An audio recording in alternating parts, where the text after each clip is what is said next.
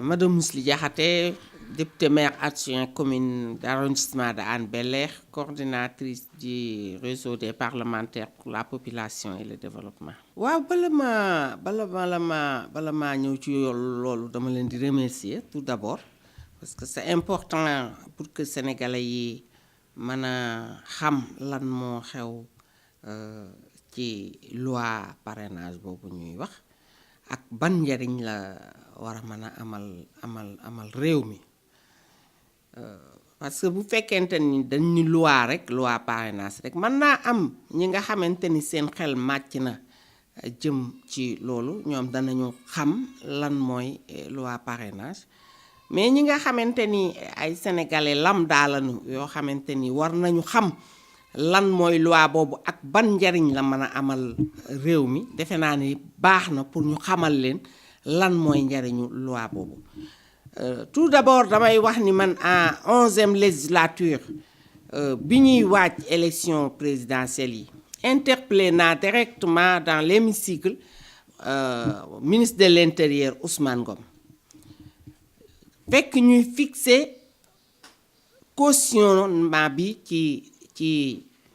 caution bi ci 60 millions ma laaj ko est-ce que tey jaadu na ñu fopp pour wàññi candidat yi teg ko ci xaalis parce que bu fekkee ci xaalis rek lañ ko teg defe naa ne am na ñoo xamante ni mën nañoo am lu ëpp loolu mais est-ce que l'argent bu set la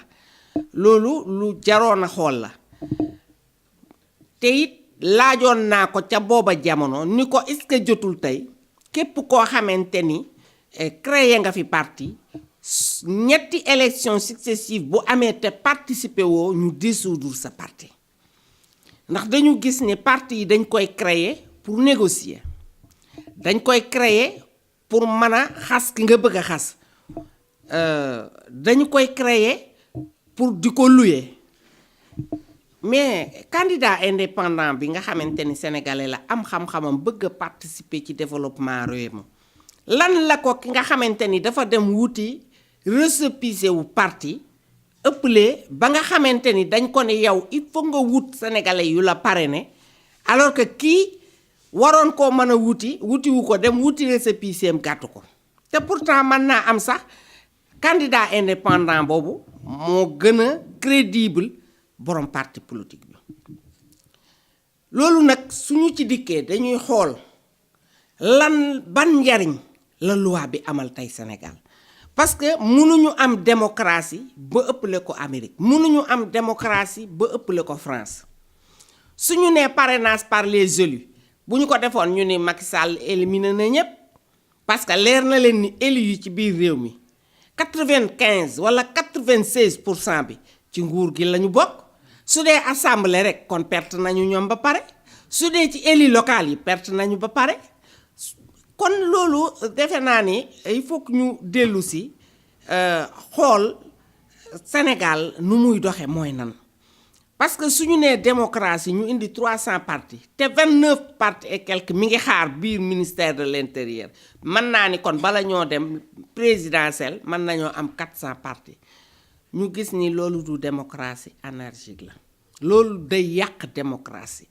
ndax wax nañ ni trop de démocratie tue la démocratie mbir mu nekk dafa am ay limites démocratie amul njëg waaye am na coût boobu mu am nag tey bokk na ci li nga xamante ni mooy loi bi su fekkente ni yow da nga am parti daal di dem wuti benn bailleur mu jox la xaalis nga ñëw participer ñu dem deuxième tour nga dellu si ci ki nga yaakaar ni mooy gagné benn mu delloo la sa caution ci saa si ak promettre la bu gagné dina la def ministre wala mu def la directeur wala PCA mais yow da ngay commercer récépissé wu parti bi commerce moo tax nga jënd ko moo tax nga dem yutu ko defe naa ni loolu rek jaroon na ñu def loi bi beneen bi nga xamante ni bokk na ci li jar ñu def loi bi dund nañu en 2017 ci législative bi loo xamante ni bu fekkoon conseil constitutionnel jëlul woon arrêté wax ni de 1 en 5 mën nga koo jël pour dugg ci urne yi defe naa ni vote yooyu ak complication yi ci sénégalais yi jàmbat yépp dana gën a metti ñu fere ci yow plus de 500 millions munoo génne 2000 sénégalais loolu nu mu tudd parce que bul fàtte ni dañuy imprimer ay kayit pour yow dañuy boole la ak équipe télévision dañu lay garantir certaines garant yoo xamante ni vraiment en toute sincérité jëru ko woon ci réew mi kon coup boobu nga xamante ni tey moom lay coûter réew mi mais jógewul ci poosu Macky Sall ci suñu poos la jóge ci l'argent contribuable bi la jóge su dee ay milliards yu ñu lebi indi ko la milliards yooyu ñun ñoo koy fay wala suñuy doom ñoo koy fay kon il faut que réew dañu koy réglementer parce que tey mënuñu am démocratie ba ëpp Amérique nga xamante ni lu mu miti ñaari candidat la ñuy am gauche ak droite ci loolu nga dikk xam ni pour créer parti xëy na da nga bëgg a indi lu bees mais lu bees mënul am ci biir parti politique parce que ñetti formation parti politique moo am ci àddina bi sociodémocrate libéral yi ak communiste yi su fekkente ni gëm nga idéologie te dem nga ba xalaat ne yow da nga war a def parti politique parti yooyu yëpp am na fi leneen lu bees mënul am ci parti politique ñetti idéologie yooyu ñoo am ci parti politique en tout cas ci man li ma xam gisuma leneen lu ñu formé kon demal nga minité ji parti yi nga xamante ni gauche lañu wala libéral lañu wala ay socialiste lañu mais bu fekkente ni ku jóg rek ni man leader boo xam ne mën naa am sa biir kër sax sa soxna sax du la voter loolu defe naa ni lu am solo la lu ñu war a mën a taxaw seetlu ñu gis ni millions yooyu ñu ciy def vraiment xaj na ci école bi ndax bés bu nekk ñu ngiy dégg jàngalekat yi di ñaxtu millions yooyu ñu ciy des xaj na ci santé bi ndax man maay coordonner réseau population développement de l'Assemblée nationale je fais 11 raisons sur les 14 qui comptent le Sénégal xam naa ni milliards yi ñuy def foofu xaj na ci santé bi parce que santé de la reproduction rek pour tey ñu stopé jigéen ñi nga xamante ni dañuy loru suñuy am doom ak xale yi nga xam ni ay morne lalu ak xale yi nga xamante ni dañuy gaañu bala ñoo am 5 ans loolu rek problème la ci monde bi yaa ngi dégg chaque jour que jëfee communauté internationale bi di liggéey ci loolu bokk na ci bi nga xamante ni Stockholm 2014 arrêté nañu yokku l'agenda post 2015 pour le développement durable suñu chef d'état yi dañu daje daal di def seen projet de société boobu ñu tuddee 2063 pour quelle l'Afrique que nous voulons communauté internationale bi di def chaque année nga xam ni ren Johannesburg lañ ko defee seen conférence internationale pour la population et le développement te 99% yooyu ñuy dajale ci ay ressources Afrique lay dugg te kenn ëpplewu ci Sénégal kon loolu coup boobu nga xamante ni moom la les candidats malheureux yi nga xamante ni dañuy fopp suñu xaalis di ko def ci ñoom te mënuñu ñu dajaleel 2000 personnes ñu di ko def ci ñoom xaalis boobu nañu ko économiser def ko ci leneen ndax lan def ko ci leneen ndax mu jariñ askan wi est-ce que xale bi nga xamante ni dañ ko ni boo amul 35 ans doo nekk candidat alors que pourtant mën naa am moom bu nekkoon candidat sax gagné parce que nag réew mi 62% mi ngi peese ci moins de 20 ans 62% moins de 20 ans la kan moo la wax ni la mag mi moo ko ëpp xam-xam mais dañuy filtrer parce que dañu bëgg a garantir suñu sécurité réew mi dafa am ay ressources yu fi dugg si mu am terrorisme am ñoo xamante ni loolu rek la ñuy xool élection ñëw rek ba nu daal di jaar fenn borox lu dugg ci benn candidat sotti ko ay milliards alors que mu ñëw gañe réew mi après nag lan mooy xew ginnaaw loolu ñu xoj ko nag ci baat muy def li leen neex je pense que loi bi ñëw na ci temps bi mu war a ñëwee ñëw na ci temps bi ñu ko soxlaa temps bi nga xamante ni ressources yi ñu doon chercher avant l'indépendance à nos jours mi ngi door a génn ñuy xool naka lañ koy exploiter pour mu nekk jariñu réew mi mais boo ko exploiter naka nga koy sécuriser ba nga xamante ni ressources yooyu keneen du fi nekk président koo xamante ni dañ koy xoj ci baat muy def lu leen neex man dama d'accord à 100% ci loi bi parce que dama ko demandé ak 11e législature demandé ko ak 12e législature yàlla def ma bokk ci 13e législature bi yàlla def Macky Sall am vision bu claire que ni lii mënul ñàkk parce que li ñu dund en 2007 il n'est pas question ñu di ko dundaat c'est pour cela vraiment ma d'accord ci loi bi loolu moo ci sama lecture mu nekk nag njariñu askan wi parce que Macky Sall lu ñu mën a wax rek 2019 ci kàttanu yàlla bu amee 2e mandat kenn dootu waxi Macky Sall waxi kanan moo koy remplacer ci jooju wax la ñuy nekk kon su defee lu mel nii te dese fi benn mandat képp kon dinañu xam ni du woon boppam moo tax muy def loolu mais ay élection quand même dañ koy teg ci yoon parce que dafa yomboon trop boo xoolee ci constitution bi ni ñuy tànde candidat nekk sénégalais am say droit civil mën a lire français couramment man ko bind mais vraiment c'est trop facile c'est pour cela ñu garantie ba nga xamante ni du ku jóg rek ni man candidat la defe naa ni loolu lu am solo. waaw léegi xam nga ñi opposé wu ñoom nee nañu ñoom la askan wi àndal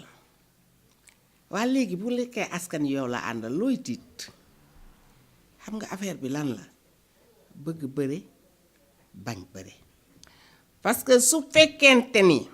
ñoom la askan wi àndal ñoom ñooy askan wi ñoom la askan wi di déglu kon kay waruñoo tiit li am solo du question nasaxal xam nga lan moo am solo mooy dugg ci biir réew mi wax ak askan wi te arrêté seen réunion yi ñuy def ci climatiseurs yi parce que askan wi nekkuñu nag ci climatiseurs yi askan wi ñu ngi ci biir réew mi su fekkente ni askan waa ngi ci biir réew mi te askan wi ñooy joxe mais nga dem ci biir askan wi loolu moo waral tey loi bi am solo dana permettre bépp candidat ak bépp sénégalais boo xamante ni tey bëgg nga bokk ci ñi ñuy wax candidature yi il faut nga wàcc dem ci biir réew mi xam nga mënoon nañ leen sur les 35 départements wala ñu ni leen sur les 14 régions mais dañ leen ni sur les 7 départements boolewuñ ci sax les sénégalais de l'extérieur parce que buñ ci fekkoon ni dañ leen bëgg a nasaxal torop danañ leen ni da ngeen di am en même temps ñu leen parrainer ci 15e région bi parce que 15e région la dañ ko voté ci référendum yi mais pour woyofalal leen affaire bi pour ñu mën a bokk moo tax ñun leen 0,8% au moins maximum 1% alors loolu defe naa ni ba tey bëgg nit ñi bokk la ci li nga wax ci sécurité ci paix dafa laaj quand même ay sécurité yu am solo ñu mën koo def ci biir réew mi parce que wax naa la ni am réew ci boppam su fekkente ni dafa am ay ressources minières mais bailleurs yu bari dañuy daw dem fa te du ñëpp a jub du xaalis yëpp a sell defe naa ni tey daal li am solo mooy ñoom réew mi ñoom la déglu ñoom ñoo fi nekkal askan wi kon amuñu dara lu ñuy tiit nañu wàcc sur le terrain dem wax ak askan wi ku askan wi parrainé nga bokk parce que parrainage nag bokkul ba tey ak voté ndax gis nañ fi benn candidat boo xam ne ci législative yi am noon na 30 et quelques mille signatures mais duggul sax assemblée waa léegi li waral tiit gi ñun xam nañ ko ñun en tant que parlementaire xam nañu démb le 19 avril bi ñuy voté loi bi lu waral tiit parce que député yu bari yoroon coow li tey bu fekkul woon ak plus fort reste nga xam ni ñoom ñooñu dañu leen a dimbali mottali leen pour ñu dugg biir assemblée am na ci ñoo xamante ni amuñu sax 11000 voix xam nga ku amul 11000 voix tey su fekkente ni ñu ngi lay laaj 0,8 nga xam ne lu mu bon di nga génne 50 000 signatures non war ngaa tiit parce que xam nga ni yow doo bokk kon bu fekkee ni ñooñu la askan wi déglu mais lu tax askan wi wotee lu ñu leen woon askan wi ñoo doon fal député yi lu tax askan wi joxuñu leen majorité à l'Assemblée askanu Sénégal ñoo ñor ñoom xam nañ ni am réew boo ko joxee nit mu yor ko danga koy jox lu ko mën a permettre mu gouverner ko parce que opposition parlementaire bii ma gis démb jàkkaarloog ñoom démb xeebu ma leen yabu ma leen waaye nawuma seeni argument parce que 10 heures de débat la ñu def amul benn sénégalais booy jàkkaarlool tey jox ko rajo jox ko tàllal ko sa micro ni ko lu ñu wax démb lan la opposition parlementaire bi wax mu man laa tegaleel ñaari mots yu am solo ni la lii lañ fa wax soo nee nañu retirer loi bi da ngay wax lu tax ñu bar koo retirer waaye anticonstitutionnel la argumentel waxal lu tax mu nekk loolu alors que rationalisation des partis ñu voté ko ci référendum bi xanaa xamoon lii dañ ko waroon dugal rek ci référendum bi wax ji jeex parce que buñ ko ca dugaloon nañ mu jàll ndax référendum baa jàll gis nga caaxaan baaxul am réew kenn du ko fowee ñun ñooy jokk suñuy kilifa ñi nga xamante ni dañoo war a nekk suñu kilifa nag dañoo war a nekk ay nit ñu crédible crédibilité boobu nag sénégalais yi ñoo koy joxe citoyens yi ñoo koy joxe comme citoyens yi ñoo koy joxe nag nañ wàcc dem seeti citoyens yi man daal lii laa leen di conseiller en tout cas ñun ci loolu la nekk politique à la base. waa xam nga dangaa juum torop wax mus naa ko wax benn journaliste man ko mag mu toll ni Mously Diakhaté booy jàkkaarloog moom dangay dem nga informé wu. ci sama waxtaan ak yow sànq rek defoon naa ni jàpp nga ci dara waaye jàppoo ci dara musuma ànd ak maître Abdoulaye Wade dama la ni le président Macky Sall dama ko naw dama liggéey ak moom ñaari at mu nekk au pouvoir di liggéey ak Macky Sall le président Wade man nekk opposition di liggéey ak Talla Sylla ñu di ko xeex ma def ni sénégalais bu baax di def bañ ku néewal doole nit ndax la tax ma naw ko ba ànd ak moom moo ko def le président Macky Sall bi mu ñëwee li mu jëkk a def mooy renforcer capacité wu député yi renforcement de capacité jàngal nu naka la ñuy examiner loi naka lañ koy liire exposé de motifs naka nga koy exploiter jàngal nu ñu lu bari armé ñu loolu moo waral ñu dóor suñu ay empreinte ci assemblée ba moo ñuy jëkk a xëy te bu ñuy wàcc 0 heure fa lañ koy bàyyi ministre yi bu ñu daan ñëw assemblée da ngay gis dañuy tiit ci télé laay waxee am na ci ministre boo xamante ni bu daan ñëw assemblée day woo sama benn nijaay bi ñuy wax jàng na jaar ñu ko dégg naa Mously Diakhaté sa jarbaat la damaa bëgg nga dimbali ma ci moom ndax ay question dafa saf xam nga parlementaire foofu lañ koy xaar mooy dem wuti information yu fiable information bi duñ la ko jox verbalement mais dañ ciy boole ay document dañ koy documenter loolu moo waral bi may bind di daara à l'hémicycle ma am document yu bari boo xoolee am na ay copie de document yu bari ci biir livre bi loo xam ne kenn du ko weddi foofu la ñuy xaar parlementaire te loola su ma ko manee yàlla ak Macky Sall parce que fekk na musuma dem assemblée waaye ba ma demee dafa ma armé dafa ma argumenté dafa renforcer sama capacité keroog bañ ko génnee assemblée damaa delluwaat ci sama liggéeyu assemblée rangé wu waat ci sama parti politique ba ñu demee ba wut candidat jot sama parti dem ànd ak taxaw temm le président Talla Sylla ànd ak Ibrahima Fall ma opposé wu ko parce que nag man dama dool ànd na ma ak yow loo def baax na loo wax baax na ci politique kooku moom dama ko nanguwul xam nga confiance politique dañu koy renouveler chaque jour que jëfee loo def baax na loo wax baax na kooku Serigne Bamba rek laa ko àndal sama guide spirituel kooku Serigne Bamba rek laa ko àndal waaye keneen ku mu mën a doon loo def te neexuma dama naan la dindil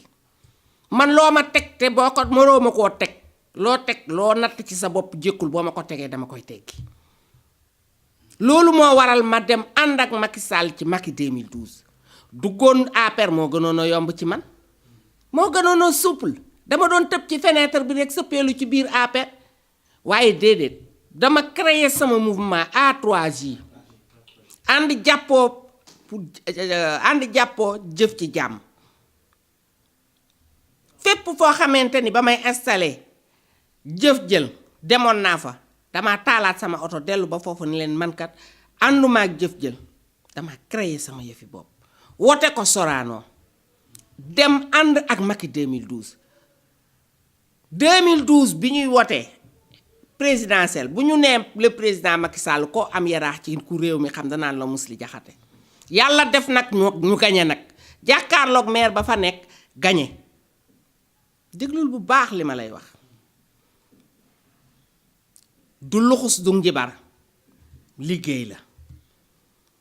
ñu gañe yaraax presque 63% premier tour te booba maire ba moo nekk maire de 2009 à 2012 ba mu gañee ñu mel ni ñu weddi A3J muy mouvement bi ma jiitee lu ñuy joxe APR lañ koy jox lu ñuy wax APR lañ koy waxal 2 ans après ma bàyyi fa Benno Bokk Yaakaar ànd ak suñu équipe ba ñu àndaloon 2009 muy man maire dëkk ba ak ku ñuy wax Matar Diaw xaaju PS Benno Bokk Yaakaar ñu ërtal leen duma leen yóbbu leen 3e position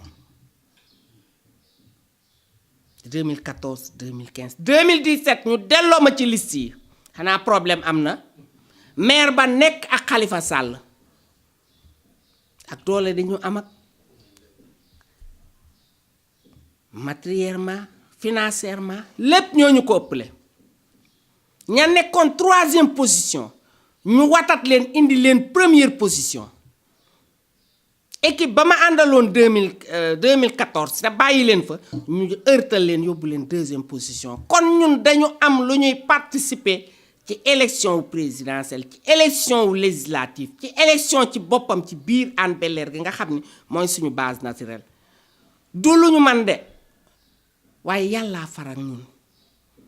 suñu peesewul daraat yàlla ànd na ak ñun kon ci suñu jëmm ji ba liste bu ñu dugg mu jàll ca biir Hann Bel-Air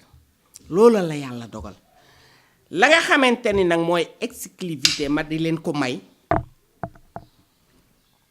mooy malgré loolu ñu def trajectoire boobu bu rafet boobu ñu def ko 2012 ak Macky 2012 def ko 2e tour 83 et quelque la ñu gagné Hann Bel-Air 2e tour yaa ngi dégg 2 ans après ñu watat Benno Bokk Yaakaar jàllale ko ca ginnaaw 2 ans après ñu jëlaat ña woon 3e position indiwaat leen première position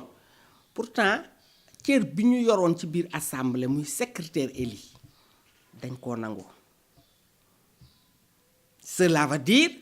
kon liggéey amul solo pourtant ñun dañoo gagné mboolem centre de vote yi nga xamante ni ñoo ko doon gérer muy Doudou Mbaj muy Montagne 6 boo nee Montagne 6 da ngay koy commencé ci Ferraille magasin ba Montagne 6 Camp Abdou Diassé mais loolu moo watat Hann Bel-Air moo tax Hann Bel-Air gagné kon ma ni ñun suñu peesewul daraat yàlla rus nañu ba liste bu ñu dugg liste ba gagné mais ba ñu nungoo secrétaire élu boobu teewul ñu continuer di def suñu liggéey parce que nekk secrétaire élu amul solo xam nga lan moo am solo fexe accomplir mission bi nga xamante ni sénégalais yi teg nañ ko ci yow te nga yaakaar ni cër bu diis la te war nga ba boo fay jóge nga bàyyi fa woy moo tax ñun duñu waxantoo loo xam ni nag téeméeri nit ak juróom benn fukk ak juróom ñoo ko bokk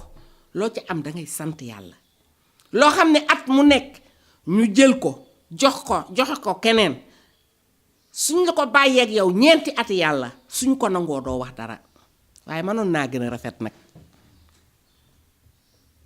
ndax ñun am na lu ñuy pese ci balance bi te noonu ñu ko mën a Hann Bel-Air ni lañ ko mën a fépp nag ndax réseau bi ñuy jiite muy A3J réseau la boo xamante ni on est 274 associations yu boole suñu bopp fii ci biir réew mi nag laa la wax te am nañu ay représentants partout ci monde bi sama càmmiñ la xam na dara xam na ni man duma toog te fu ma dem fu nekk su ma doofee sama mission parlementaire ba pare damay dem seeti sénégalais ya fa nekk waxtaan ak ñoom parce que dañoo farag le président Macky Sall bëgg mu gagné dafa jaaroon fee di wax sénégalais yi jox leen ma réew mi am naa ci pexe ñu jaar ceeg wacc ga ca des naan jox leen ko ndax am nañ ci moom yaakaar ji ñu amoon ci moom nag dara teggi ko wucca waaye bëgg nañ nag ñu rafetal ànd bi parce que nag ñun allié lañu te allié de poids lañu lii la yàlla def en tout cas li am solo mooy damay dellusiwaat wax la ni wax ji sax xaw naa gudd waaye fàttewuma sa question bi ndax rectifier naa la musuma ànd ak Ablaye Wade voilà kon ci biir loolu ñun duñu jay Macky Sall ñun duñu koy jayaate duñu jay Macky Sall duñu koy jayaate ndax dañoo gëm yàlla Cheikh Ablaye sama sëriñ ba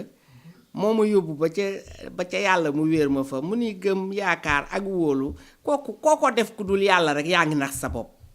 moo tax ñun yàlla rek lañ gëm su ma toogee ak le président Macky Sall du ma ko wax mukk sama waxi bopp lu koy jariñ rek laa koy wax ci biir réew mi parce que nit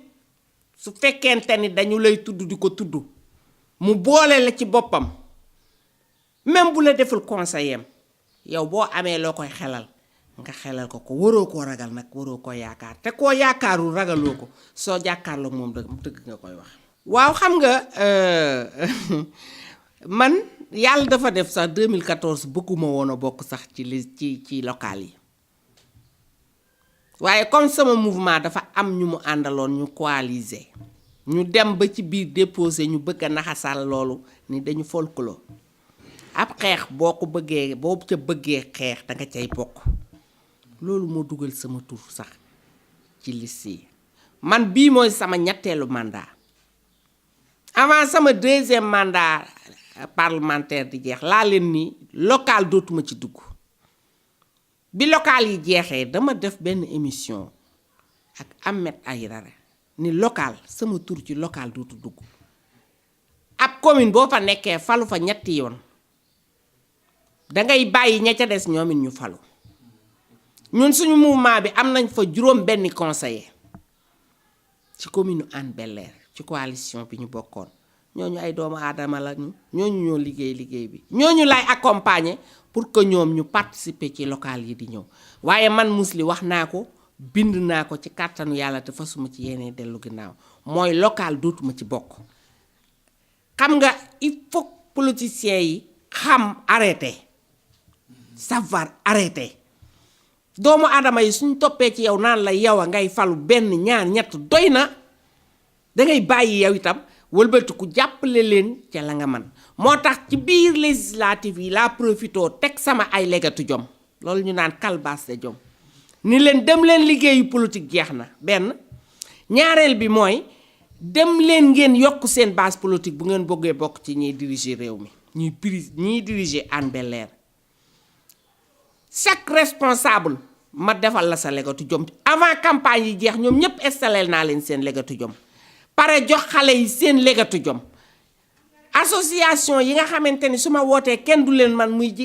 Tiwaawoon jak saaw muy jak saaw ci boppam muy Tiwaawoon ma dem fekki leen defal leen seen legatu jom pourtant dara obligé wu ma woon pour ma def loolu parce que du yàgg ba ma falu fa mais dañ comme réseau lañu te su ma wootee kenn du leen ca man lu ma defal Hann Bel-Air rek su ma wëlbatikoo su ma dee asgor war naa leen koo defal kon man politique ci boppam daanaka mënoon na ni est-ce que muslim yi du dafa stand-by déedéet stand-by yu ma parce que mënuma nekk ak Macky Sall mu jël réew mi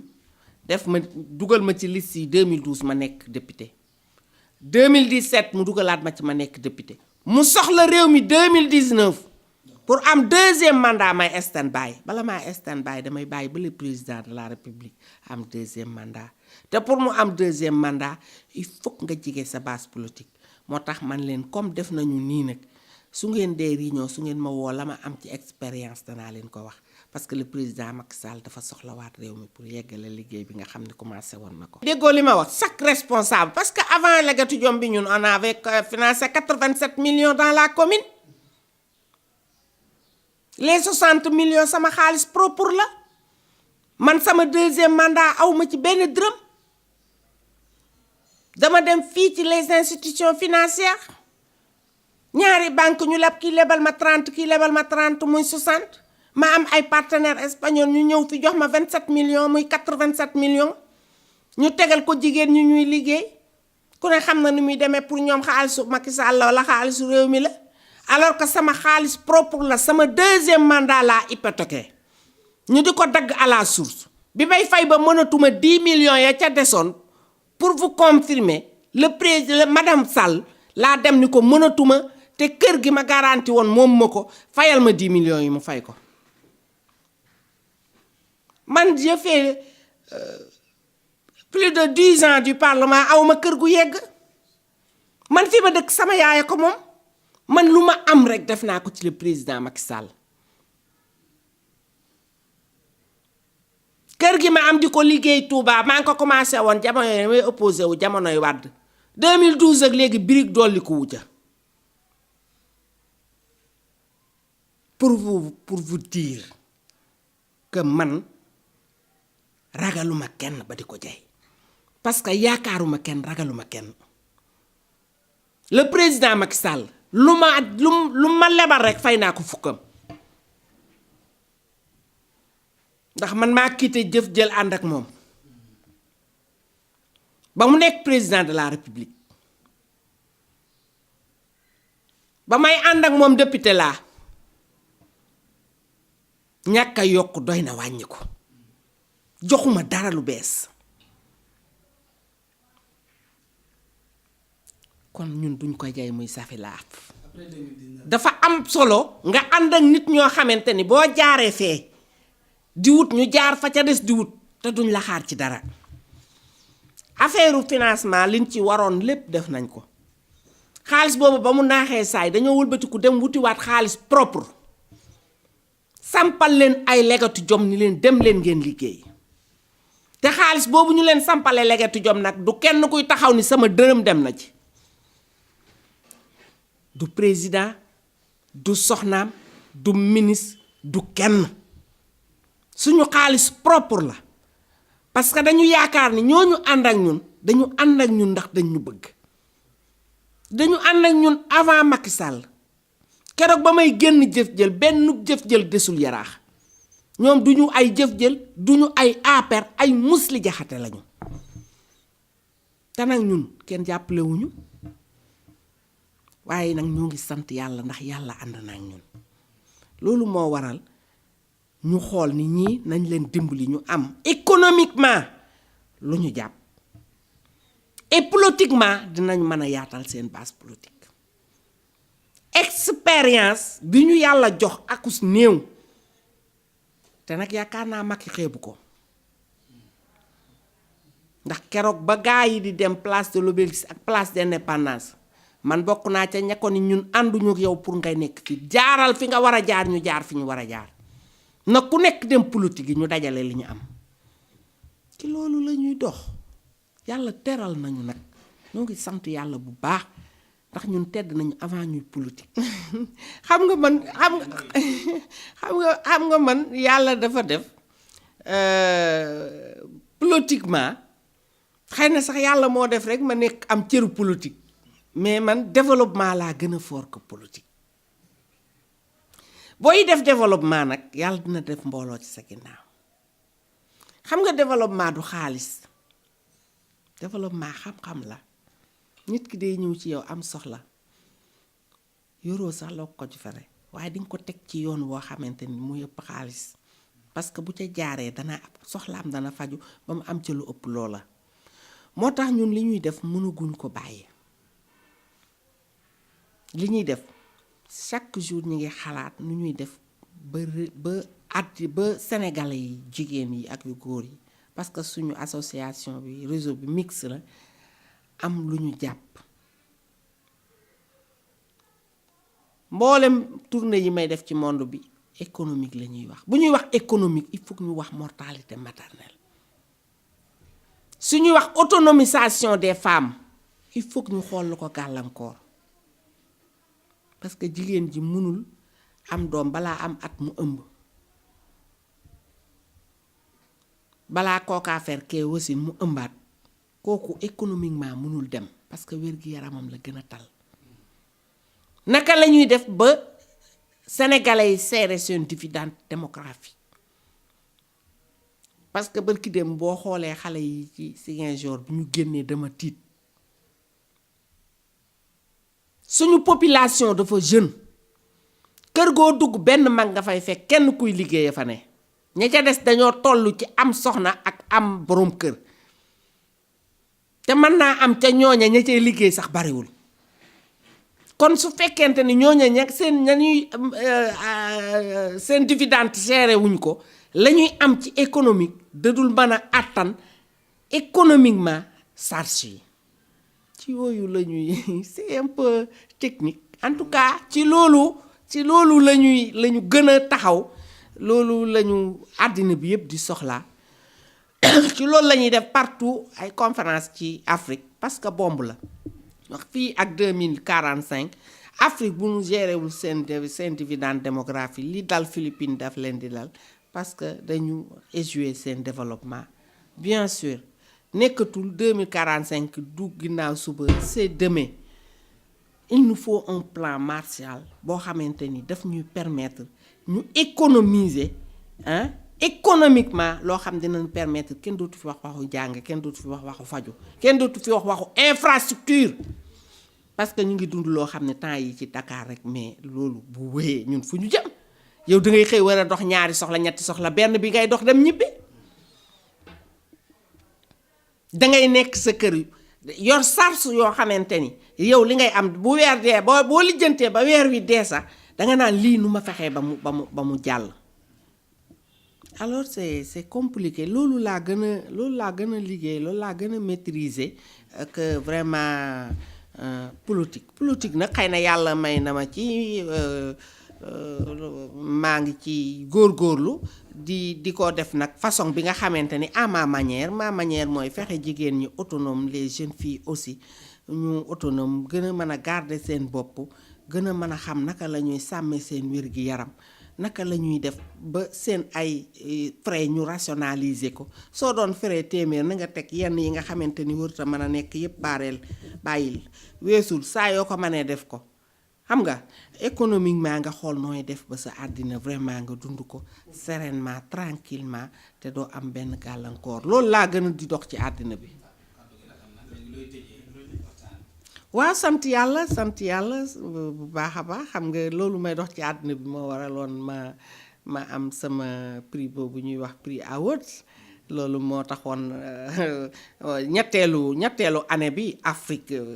jox ma ko parce que nag du prix boo xamante ni prix bu ndaw la prix bi la boo xam ni les présidents de la République de l'Afrique l'UA ñoo ko voté kon su ma bokkee ci ñetteelu année bi ñu ko jagleel du lu ndaw. loolu moom moo ma encouragé bi prix bi ñëw fekkoon na ma xaw a découragé waaye daf ma soññaat ma gën a taxawaat gën a xoolaat naka laay gën a renforcer quand même suñu li nga xamante ni def nañ ko maanaam consolider les acquis mais amplifier aussi suñuy stratégie ñoo ngi leen di sant di leen gërëm wasalaam.